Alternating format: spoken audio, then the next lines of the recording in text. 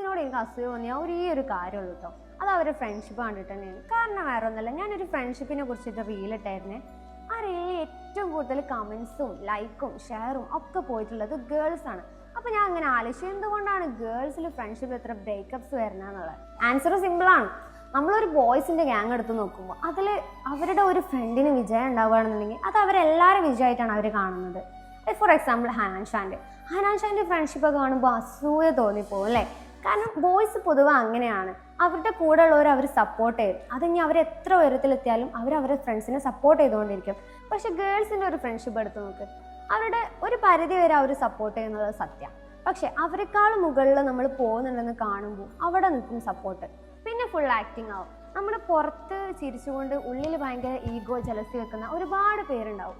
നമ്മളുടെ ഇടയിൽ തന്നെ അങ്ങനെ ഒരുപാട് പേരുണ്ടാവും. പക്ഷെ ബോയ്സിൻ്റെ ഒരു കേസിൽ അങ്ങനെ ഞാൻ ഇതുവരെ കണ്ടിട്ടില്ല. എനിക്കറിയില്ല, പക്ഷെ ഞാനിതുവരെ ബോയ്സിൻ്റെ ഫ്രണ്ട്ഷിപ്പ് കണ്ടിടത്തോളം അങ്ങനെ ഒരു സംഭവമേ കണ്ടിട്ടില്ല. അപ്പോൾ പരസ്പരമുള്ള ഈ വാശിയും ജലസിയൊക്കെ മാറ്റി വെച്ചിട്ട് നിങ്ങളുടെ ഫ്രണ്ടിൻ്റെ വിജയം നിങ്ങളുടെ കൂടെ വിജയമാണെന്ന് വിചാരിച്ച് അവരെ കൂടെ നിന്ന് സപ്പോർട്ട് ചെയ്യും. നമ്മളൊന്ന് മാറി ചിന്തിച്ചാൽ തീരാവുന്ന പ്രശ്നമേ ഉള്ളൂ. ബോയ്സിൻ്റെ പോലെ നമുക്കും അടിപൊളി ഫ്രണ്ട്ഷിപ്പ് ക്രിയേറ്റ് ചെയ്യാം.